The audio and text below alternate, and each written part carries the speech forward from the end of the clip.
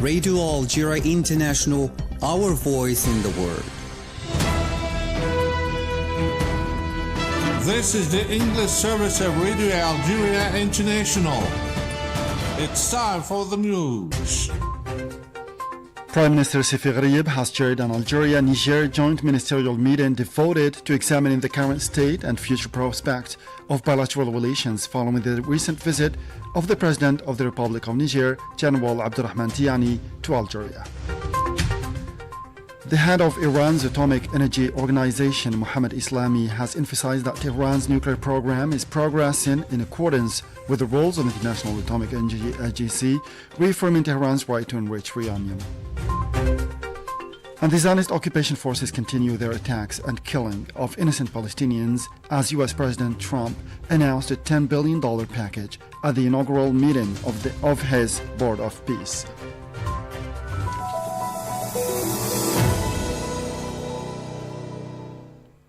Those were the headlines, and now the news in detail from Radio Algeria International. First in our news, Prime Minister Sefi Gharieb has chaired an Algeria-Niger joint ministerial meeting devoted to examining the current state and future prospects of bilateral relations.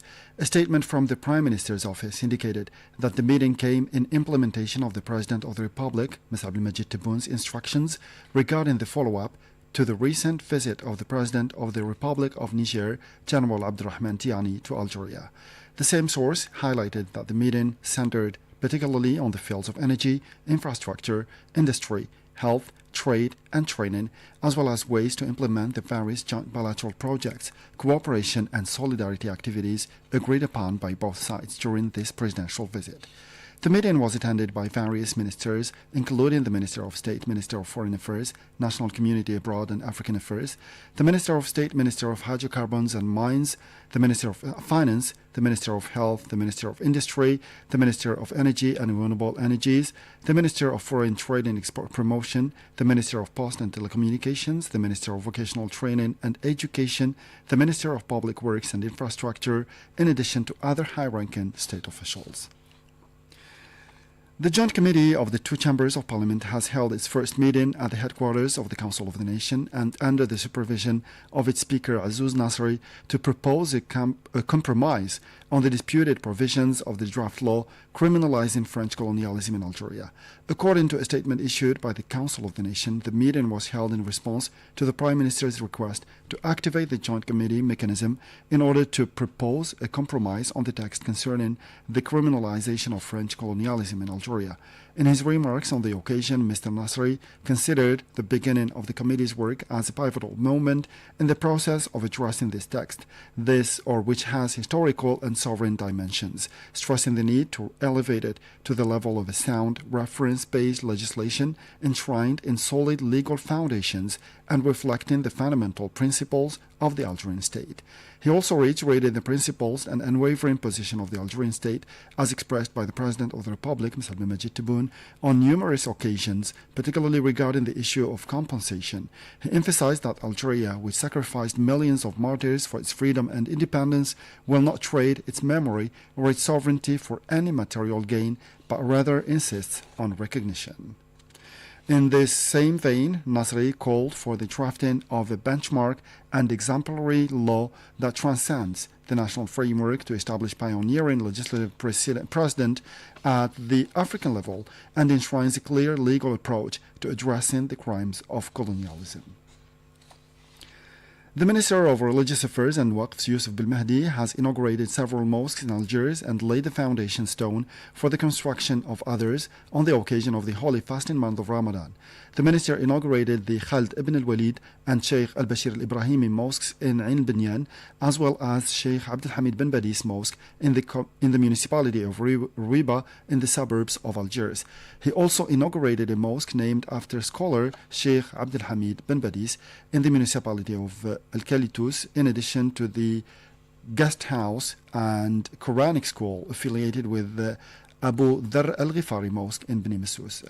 Speaking to the press on the sidelines of the inauguration, Belmehdi highlighted the role of guest houses describing them as a key lever for reviving charity works as well, or as they instill the values of solidarity and mutual assistance that the sector seeks to promote, particularly during Ramadan. He added that this momentum extends across various provinces of the country, with new mosques being delivered before the fasting month to allow citizens to perform religious rites in the best conditions, while also supporting Quranic education and expanding places dedicated to charity. Over the past 2 months, he said 40 decisions have been signed to open new mosques nationwide. To the Middle East now, where a Palestinian citizen was killed on Thursday from wounds sustained in the previous bombardments carried out by the Israeli occupation army in the southern part of the Gaza Strip. According to local sources cited by WAFA, the victim succumbed to the injuries suffered 2 months ago during an Israeli strike targeting the town of Bani Suhaila, east of Khan Yunis Governorate. Meanwhile, Israeli forces carried out a series of airstrikes and artillery shelling, opening fire on several areas across the territory. The same source said artillery bombardments and air raids targeted the cities of Rafah and Khan Yunis in southern Gaza. Warplanes also launched several strikes on Al Tufah neighborhood east of Gaza City, while Israeli military vehicles opened heavy fire east of Al Bureij camp. In its latest toll, the Palestinian Ministry of Health in Gaza said the number of victims of the ongoing Israeli aggression on the enclave have risen to 72,069 martyrs and 171,728 injured. This came as the United Nations Relief and Works Agency for Palestine UNRWA said that humanitarian conditions across Gaza remain dire, citing ongoing restrictions on the delivery of aid. In a statement posted on X platform, the agency said it continues to operate on the ground, providing displaced people with essential services, including healthcare, education, shelter, food assistance, and protection services through its extensive field presence and network.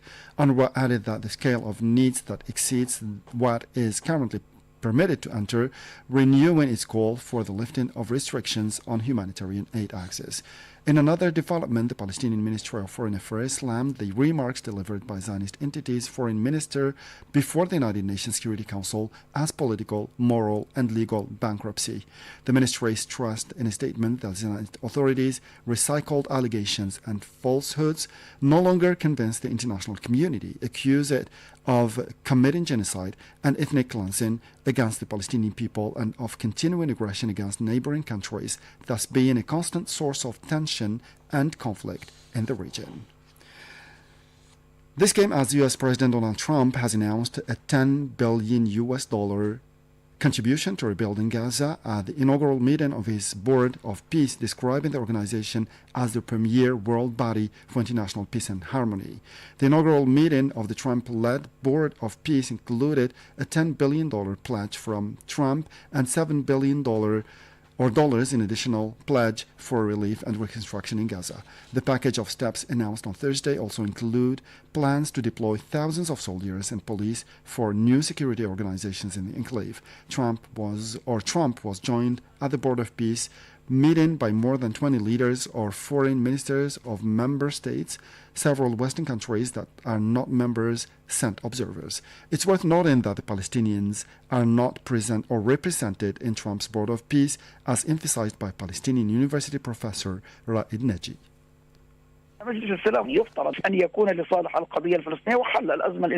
The Board of Peace is supposed to be in favor of the Palestinian cause and put an end to the humanitarian crisis in the Gaza Strip, but later certain individuals have joined in. For example, Netanyahu has become a partner and member of the Board of Peace. So how could a perpetrator become a partner in a Board of Peace? This is why their legitimacy is called into question by many, including European countries, which asked how could Palestinians not be part of the board, whereas they should be the center of the board. Trump wants to form an alternative group to the Security Council and the United Nations, particularly after the growing influence of many countries, and also due to the divergences prevailing within the Security Council itself and the incapacity of the United States to be number one, as there are other countries which enjoy the veto right, which means the establishment of another global order after the United Nations.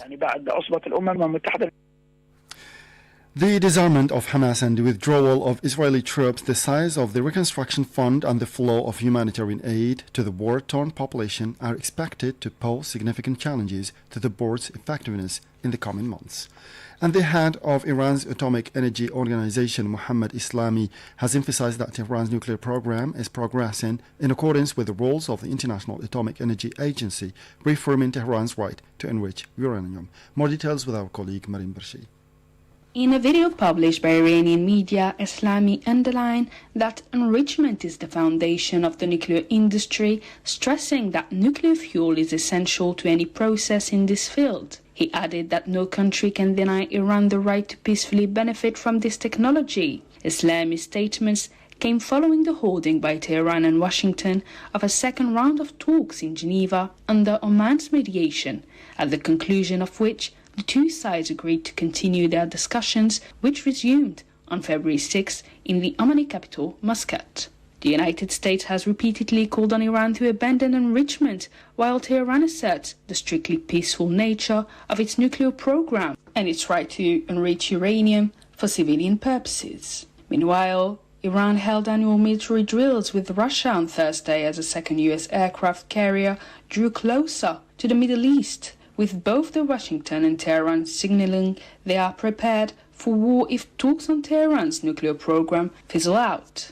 President Donald Trump said he believes 10 to 15 days is enough time for Iran to reach a deal. Speaking at the first meeting of his Board of Peace in Washington, D.C., Trump warned that a meaningful deal should be made, otherwise bad things would happen. In recent days, the US has surged military forces to the Middle East, while progress was reported at talks between American and Iranian negotiators in Switzerland. The Iranian government has told the UN Secretary General that it will regard US bases in the region as legitimate targets if used in any military aggression against Iran. Tehran's UN mission said in a letter to UN Secretary General Antonio Guterres that Trump's rhetoric signaled a real risk of an attack, but it said Iran did not want a war.